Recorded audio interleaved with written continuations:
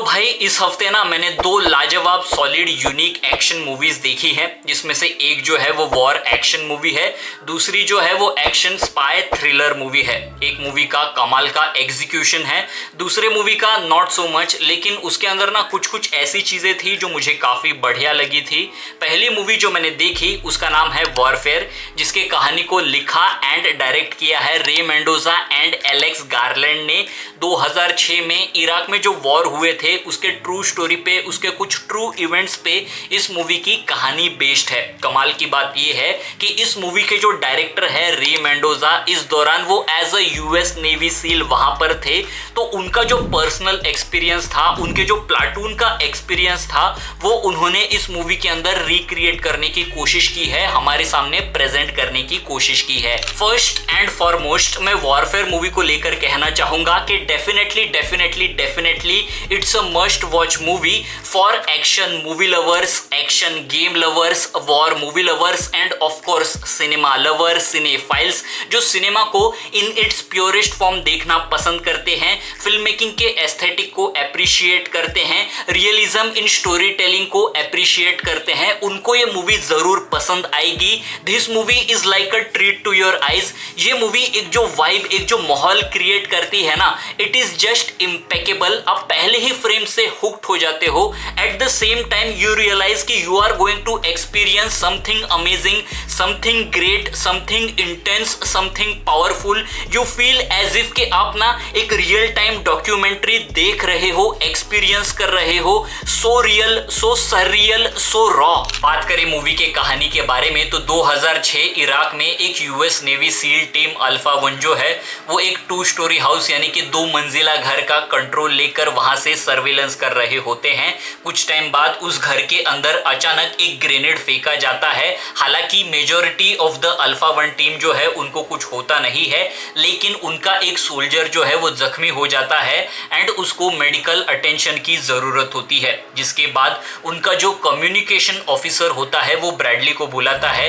Bradley जो है वो बेसिकली एक मिनी वॉर टैंक होता है, मिनी फाइटिंग टैंक होता है, जिसके अंदर सोल्जर को कैरी किया जाता है। जब ब्रैडली उस घर तक पहुंचता है एंड पूरी अल्फा 1 टीम जो है उस जख्मी सोल्जर को उस टैंक तक छोड़ने के लिए जाती है, तो उनके ऊपर एक बहुत बड़े एक्सप्लोजन से अटैक किया जाता है, हमला किया जाता है एंड इस बार अल्फा 1 टीम जो है वो काफी बुरी तरीके से जख्मी हो जाती है, जिसमें 2 लोगों की मौत होती है, 2 लोग जो है काफी ब्रूटली जख्मी हो जाते हैं एंड जो बाकी बची हुई टीम है फिजिकली उनको कुछ होता नहीं है, लेकिन मेंटल लेवल पे, साइकोलॉजिकल लेवल पे वो काफी ज्यादा अफेक्ट हो चुके होते हैं। इतना कि वो लोग सीधा सोच नहीं पा रहे होते हैं। उसके बावजूद भी वो लोग उनके नजदीकी जो अल्फा 2 टीम होती है उनको बुलाते हैं उनकी हेल्प के लिए, लेकिन ये इतना आसान नहीं होता क्योंकि अल्फा 2 टीम जो है उनके ऊपर भी अटैक्स हो रहे होते हैं एंड वो लोग फायर फाइटिंग में एंगेज्ड होते हैं एंड इसलिए वो लोग अपनी पोजीशन छोड़ नहीं सकते।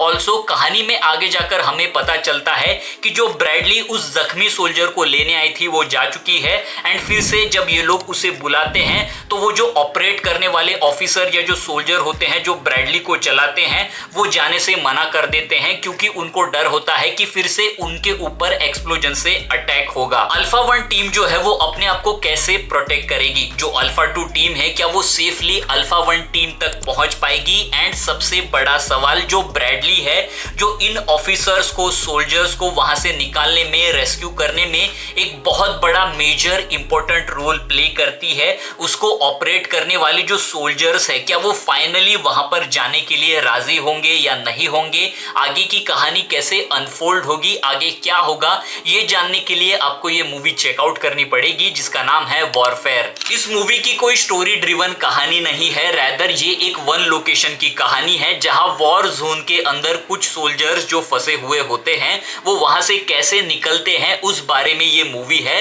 This movie has situational twist and turns, unpredictability rather than screen play twist and turns. Movie ना एक बहुत ही शानदार काम करती है टेंशन बिल्ड करने में। जब अल्फा 1 टीम उस घर के अंदर घुसकर उसको टेक ओवर कर लेती है तो सोल्जर्स जो है अपने डेजिग्नेटेड जगह पर जाकर बैठ जाते हैं, चीजों को ऑब्जर्व कर रहे होते हैं, वेट कर रहे होते हैं। वो ऑफिशियल तरीके से उनके जो कॉम्स होते हैं, जो उनकी वॉकी टॉकीज होती है, उससे वो लोग बातचीत कर रहे होते हैं, कम्युनिकेट कर रहे होते हैं, हमें फर्स्ट हैंड व्यू दिया जाता है कि वो लोग कैसे सर्वेलेंस कर रहे होते हैं। इन सारी चीजों के ऊपर मूवी के अंदर ना तो कोई म्यूजिक है, बैकग्राउंड स्कोर है, बस एम्बियंस का साउंड है, सोल्जर्स की आवाज है, जो वो चीजें यहाँ से वहां करते हैं उसकी आवाज है, आउटसाइड जो लोग हैं उनकी आवाज है। तो ये सारी चीजें जो है ना वो एक अंडरलेइंग फियर बिल्ड करती है, एक टेंशन बिल्ड करती है कि भाई अभी एनी मिनट कुछ भी हो सकता है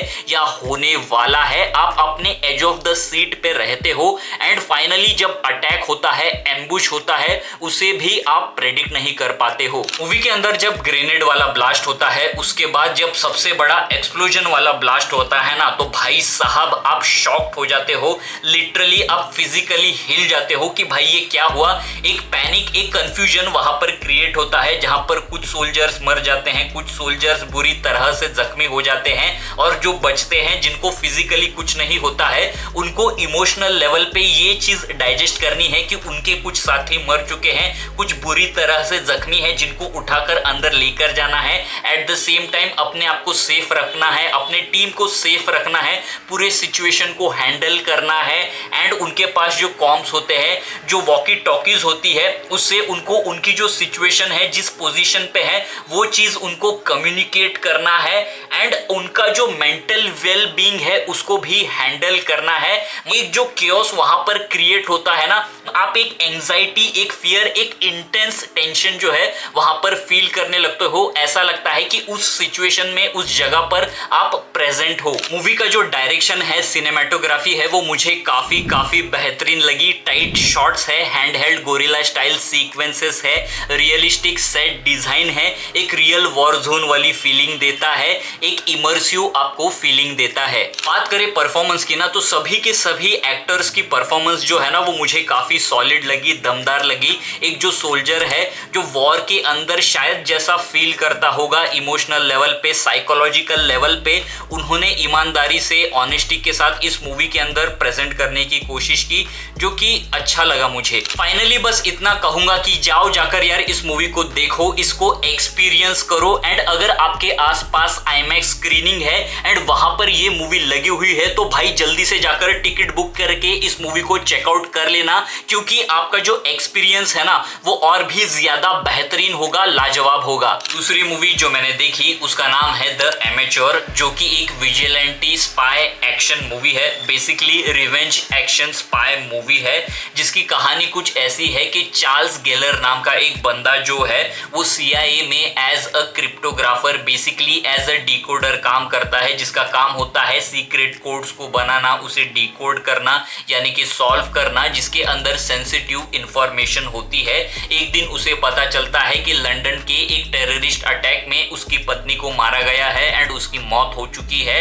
एंड उसकी जो एजेंसी है, उसके जो CIA के हायर ऑफिशियल्स है, वो उसकी मदद करने से मना कर देते हैं। जिसके बाद जो चार्ल्स है वो खुद अपना बदला लेने के लिए, रिवेंज लेने के लिए निकल पड़ता है। अब क्या उसमें वो सक्सेसफुल होता है या नहीं होता है, ये इस मूवी की कहानी है। इस मूवी का एक जो कॉन्सेप्ट है, स्टोरी है, एक जो फिक्शनल कहानी है, वो एक unique, grounded, realistic idea present करती है कि हमारा जो मेन किरदार है चार्ल्स, उसको कॉम्बैट यानी कि लड़ना नहीं आता, वेपन्स चलाना नहीं आता, और ना ही वो किसी को मार सकता है, किसी का खून कर सकता है, क्योंकि he is not a killer. वो एक गीक होता है, स्कॉलर होता है, स्मार्ट होता है, इंटेलिजेंट होता है, टेक सेवी होता है, आपके और मेरे जैसे एक आम इंसान होता है जो ऑफिस में जाता है, लॉजिकली सोचता है, खून खराबे से उसका दूर दूर तक कोई नाता नहीं होता है। एंड यही चीज उसको रिलेटेबल बनाती है। एंड जब ऐसे इंसान के साथ जब कुछ बुरा होता है एंड जब वो सिस्टम के खिलाफ खड़ा हो जाता है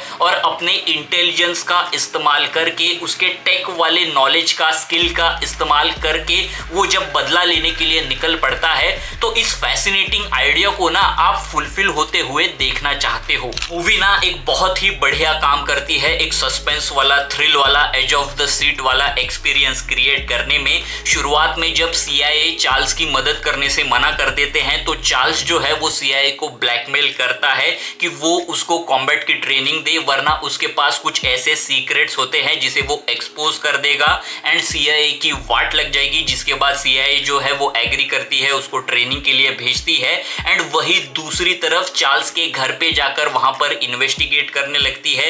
रिसेंटली वो जहां जहां गया है वहां पर छानबीन करने लगती है एंड एज अ ऑडियंस आपके दिमाग में भी ये डाउट आता है, सवाल आता है कि क्या वाकई में उसके पास कोई सबूत है, कोई एविडेंस है, या फिर वो झूठ बोल रहा है, ब्लफ कर रहा है। अगर वो झूठ बोल रहा है तो वो पकड़ा जाएगा, फिर मारा जाएगा, या फिर वो पकड़े जाने से पहले वहां से भाग जाएगा। आगे क्या होगा? जब चार्ल्स एक एक करके उसके पत्नी के जो किलर्स है, क्रिमिनल्स है, उनको ढूंढ ढूंढ कर अलग अलग तरीकों से मार रहा होता है, CIA को पता होता है कि वो कहाँ होने वाला है, उसके टारगेट्स कौन है, वो उसके पीछे होती है। हेंडरसन जिसने चार्ल्स को ट्रेन किया, जो उसका मेंटर होता है, वो भी उसके पीछे होता है CIA के ऑर्डर पे। अब जो चार्ल्स है, हेंडरसन है, CIA है, इन तीनों का एक जो कैट एंड माउस का चेस हमें देखने मिलता है ना, वो काफी एक एंगेजिंग एक्सपीरियंस क्रिएट करता है, देखने में काफी मजा आता है। इस मूवी के अंदर ना दो चीजें मुझे पसंद नहीं आई। पहला, एक जो मॉरल वाला, एथिक्स वाला सवाल हमारे सामने खड़ा किया जाता है, what is right, what is wrong, क्या सही है, क्या गलत है, उसका जो प्लेसमेंट है ना, वो काफी ज्यादा मुझे फोर्स्ड फील हुआ। वो और अच्छे से हमारे सामने प्रेजेंट किया जा सकता था। दूसरा, इस मूवी के अंदर एक जो टेररिस्ट या फिर जो क्रिमिनल्स दिखाए गए हैं, उनका जो मेन मास्टरमाइंड होता है ना, उसको लेकर एक बिल्डअप दिया जाता है कि उससे रिलेटेड कोई भी इंफॉर्मेशन नहीं है, उसके आइडेंटिटी के बारे में किसी को कुछ पता नहीं है, वो काफी ज्यादा स्मार्ट है, वो लोगों के पास नहीं जाता, लोग उसके पास आते हैं, लोग उसको डायरेक्टली कांटेक्ट नहीं कर सकते, वो लोगों को कांटेक्ट करता है। जब फाइनली चार्ल्स एंड वो जो मास्टरमाइंड है, उनका जब कन्फ्रंटेशन होता है ना, मैं एक्सपेक्ट कर रहा था एक बहुत ही बढ़िया एक्शन सीन या फिर एक बहुत ही बढ़िया ड्रामेटिक सीन हमें यहाँ पर क्लाइमैक्स में देखने मिलेगा, लेकिन ऐसा कुछ होता नहीं है। बहुत ही आसानी से क्लाइमैक्स में चीजें जो है वो सॉल्व हो जाती है, एक ठंडे तरीके से अंडरवेलमिंग वे में चीजें जो है वो रिजॉल्व हो जाती है। ओवरऑल मूवी को लेकर मैं कहूंगा कि it is a pretty good decent revenge spy action movie, जिसमें रैमे मलिक ने लीड रोल के किरदार में बढ़िया काम किया है। तो गाइस, बस आज के वीडियो के लिए इतना ही। इस मूवी को लेकर आपके क्या विचार है, आपकी क्या सिने सोच है, नीचे कमेंट करके मुझे डेफिनेटली जरूर बताइए। एंड ऐसे ही सिनेमा रिलेटेड कंटेंट के लिए सिने सोच चैनल को लाइक कीजिए, शेयर कीजिए एंड सब्सक्राइब कीजिए। तब तक के लिए bye bye.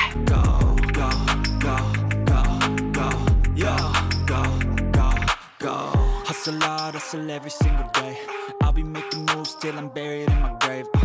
To the system, I don't wanna be a slave. I've been doing shit my way, or the highway.